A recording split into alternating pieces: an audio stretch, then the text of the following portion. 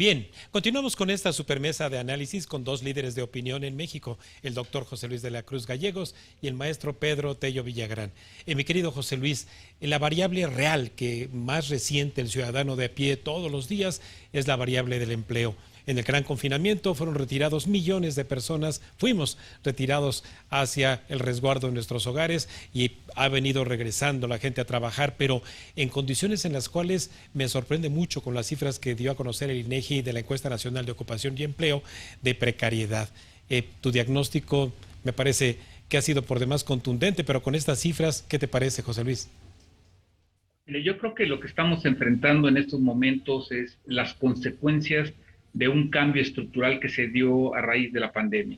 Es decir, en realidad ni el sistema económico ni en general la sociedad regresamos a las condiciones que nos encontrábamos antes de la pandemia. En materia laboral, pues es muy claro. Hoy cerca del 24 o 25% de la población ocupada se encuentra en condiciones críticas, es decir, que gana menos de un salario mínimo, que a pesar de trabajar más de 48 horas, cuando mucho gana dos salarios mínimos, o que no tiene un empleo por más de 35 horas a la semana. Además está la informalidad, se convirtió nuevamente en la válvula de escape de esta situación de precarización. Y el problema de fondo que tiene la informalidad es que esto implica bajos salarios, sin acceso a seguridad social y sobre todo sin acceso a un sistema de pensiones. Es decir, la factura que te cobra la precarización laboral es tanto en el presente como en el futuro. Y en ese aspecto, lo que además estamos observando es de que los empleos que se están generando después de la pandemia propiamente son en rangos de salario que oscilan entre 2 y 3 veces el mínimo. Y en donde si bien este ha crecido, pues es muy claro que es insuficiente para poder garantizar que se pueda tener una vida digna. El propio Coneval así lo plantea en su último resultado, que coincide con lo que se había hecho anteriormente y que básicamente lo que muestra es que más del 40% de la población ocupada no tiene la capacidad de comprar una canasta alimentaria. Es decir, ya olvidémonos de cosas de lujo, sino de que en realidad no puede adquirir ni lo más indispensable para cualquier ser humano, que es alimentarse. Entonces, desde este punto de vista, me parece que el mercado laboral lo que está reflejando pues son las condiciones de una economía que está viviendo un cambio estructural y en donde estamos pagando la factura del esquema de política económica que se aplicó tratando de enfrentar la pandemia y que, a diferencia de otros países, tuvo baja penetración en el sistema productivo porque prácticamente no hubo apoyos económicos sustantivos. Sí, Pedro, en esa precariedad de ingresos y el deterioro al que se refiere José Luis, pues el enemigo público número uno que terminó obviamente de acercarse y de meterse a los bolsillos de todos nosotros es la inflación. Y esta inflación que ya no es la variación de precios de un puñado pequeño de bienes, sino que ya es un poco más generalizado. Entonces, este fenómeno de la inflación que se dijo que iba a ser temporal, ¿cómo lo ves tú en materia de, sobre todo, el horizonte de la política monetaria que incide en la demanda de dinero? La inflación se ha convertido evidentemente en el enemigo público número uno de la sociedad mexicana, no solamente por su impacto directo sobre el poder de compra de los ingresos de los hogares mexicanos, sino también porque ha empezado ya a modificar las expectativas de trabajadores, pero también de empresarios. Y la función que tiene el Banco de México como la responsabilidad más relevante es tratar de evitar que las expectativas de unos y otros empiecen a rebasar el marco mismo de la política monetaria y la idea de tratar de restablecer el control sobre la inflación, porque en la medida en la que las demandas de renovación de los salarios contractuales vayan más allá de las metas que el Banco de México ha trazado en materia de inflación, y en la medida en la que los empresarios empiecen a protegerse hacia adelante, viendo el incremento en los costos que viene y que se ha venido acumulando en los últimos meses, pues en esa misma medida las oleadas de presiones inflacionarias en costos salariales y en costos de producción van a ir paulatinamente cercando las capacidades del Banco de México para tratar de contener vía tasas de interés el avance de la inflación. Lo que es un hecho es que hacia adelante el Banco de México tendrá que acelerar el paso en el ajuste al alza de las tasas de interés para tratar de contener expectativas, asumiendo que un aumento en las tasas de interés hará más difícil todavía el acceso al financiamiento en una economía donde las empresas no pueden ni quieren invertir y donde al mismo tiempo las familias también carecen de capacidad suficiente para poder reactivar el propio consumo nacional de bienes y servicios. Así que tenemos un año en el que el crecimiento de la inflación, estimado en orden del 5%, va a más que duplicar el crecimiento esperado de la economía, estimado en cerca de un 2%. Y solamente para terminar y muy rápidamente, yo diría lo siguiente. Cuando el gobierno federal realizó el proyecto de presupuesto de egresos e ingresos de la federación correspondiente a este año, lo hizo pensando en un crecimiento del 4.1% en la economía. Ahora que estamos pensando en un avance del 2% en el mejor de los casos, eso supone que el gobierno federal dejará de recibir aproximadamente 90,000 millones de pesos por ingresos fiscales derivados de un menor crecimiento de la economía nacional. ¿Cómo va a acomodar ese hueco teniendo fondos de estabilización prácticamente agotados? Ahí está otro problema para la política fiscal que tendrá que resolverse en lo inmediato.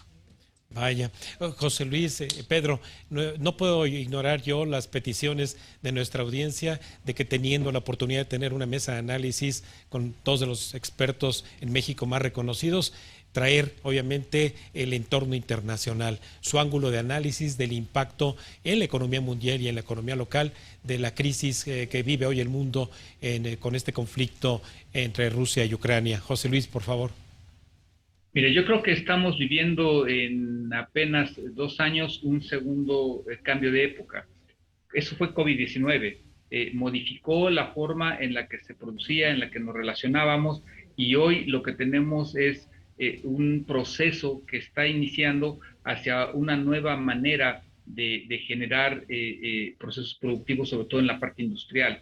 Lo que está ocurriendo en Ucrania es también un parteaguas, porque no solo es uno de los mayores conflictos prácticamente directos entre dos potencias normalmente antagónicas, Rusia y Estados Unidos, que además involucra a la Unión Europea, y en donde el resultado de ese conflicto no solo está en una guerra militar, ya pasamos también a una guerra financiera, que es como Estados Unidos respondió a la agresión de Rusia sobre Ucrania. Y estamos a pasos de que esto se transforme en una guerra energética, porque si Rusia no cede, seguramente su siguiente paso va a ser cerrar la llave del gas, o al menos parcialmente, hacia la Unión Europea, particularmente Alemania. Entonces, en ese sentido, es un cambio de época en donde un poder como es Rusia desafía a Estados Unidos, y en donde China, por ejemplo, decide no intervenir, al menos directamente. ¿Cuáles van a ser los efectos de todo esto? Ya lo estamos viendo en los mercados bursátiles, en el tipo de cambio, lo estamos también observando en el incremento de los precios de los commodities, de las materias primas, que hace rato que hablaban de inflación, pues justamente lo que está ocurriendo es que los precios del trigo, del carbón, del aluminio, estos dos últimos están en niveles históricos, pero también otros minerales está aumentando, y eso va a ejercer toda una presión inflacionaria mayor. ¿Qué va a ocurrir? Que los incrementos en tasas de interés no solo van a tener que suceder como estaba previsto, sino probablemente tendrán que ser en una cantidad mayor y a lo mejor con mayor frecuencia también. Y eso va a frenar la inversión productiva en un país como México, pero también en otras naciones. Entonces, al final del día, este conflicto, que es un cambio estructural, requeriría que lo enfrentemos también con una nueva estrategia, porque no es algo temporal, es algo que puede tener un profundo calado, sobre todo si se prolonga mucho. Caray, y Pedro, tú también, ¿cuál es tu lectura de esto que ocurre y el impacto evidentemente en nuestras vidas cotidianas? Es evidente que estamos frente a un problema geopolítico que tiene lugar en Europa del Este y que va a desatar efectos en 3 oleadas sobre la actividad económica mundial. La primera ya la estamos viendo, es la elevada volatilidad en los mercados cambiarios y bursátiles a escala mundial, que se ha materializado, entre otras cosas, en un cambio en la composición de los portafolios de inversión. Salen los capitales financieros de las economías emergentes para refugiarse en instrumentos y en divisas que les ofrezcan menores rendimientos, pero mayor seguridad en el corto plazo. Una segunda oleada va a venir justo cuando estos incrementos en los precios de minerales, de alimentos, de combustibles, de petróleo y de todos los petroquímicos se conviertan en incrementos en los costos de operación de las empresas y en presiones inflacionarias para las economías del orbe con mayor o con menor intensidad. Y cuando se concrete esta segunda circunstancia, presiones inflacionarias ascendentes y impacto sobre el poder de compra de las familias, lo que esto va a provocar es que el consumo se va a desacelerar, cuando no a retraer, y consecuentemente la actividad económica internacional, entre ellas por supuesto la de nuestra propia planta productiva, también va a tener un retroceso importante. Solamente vale la pena recordar que en enero pasado el Fondo Monetario Internacional realizó un recorte importante, y subrayo, recorte importante en los pronósticos de crecimiento para la economía mundial, para la economía de Estados Unidos, y México y Brasil estaban ubicados como los dos países de economías emergentes con mayores ajustes a la baja en sus perspectivas de crecimiento. Hablamos de enero, antes de que estallara el conflicto en Europa del Este, al que habría que agregar ahora estas oleadas que van a concretarse en el curso de las próximas semanas, Raimundo. Caray, José Luis, Pedro, yo creo que nuestra audiencia ha quedado ampliamente satisfecha con esta capacidad de síntesis que ustedes tienen para poder, pues, llenar obviamente este vacío de información, sobre todo, ¿verdad?, en términos de lo que nos ocurre en la vida cotidiana. Así que yo también no puedo más que sumarme a ese agradecimiento también de la audiencia, agradecerles la generosidad de su tiempo y sobre todo, bueno, desearles lo mejor de salud y pues también comprometerlos a darle seguimiento a estos impactos en la economía. Muchísimas gracias, José Luis. Gracias por la invitación, muy buenas noches. Muchísimas gracias, Pedro. Gracias por esta oportunidad de diálogo, Raimundo. Buenas noches a todos. Muy buenas noches a ustedes. Muchísimas gracias. Bueno, pues ahí lo tiene, un diagnóstico preciso y contundente del estado que guarda la economía mexicana y la economía mundial y su horizonte de expectativas en el corto y mediano plazo en las voces más autorizadas en México. Antes de ir a un breve corte, les recuerdo nuestras redes sociales de la Agencia Mexiquense de Noticias para que nos sigan en Facebook y en Twitter, @AMX Noticias y @Raimundo Tenorio.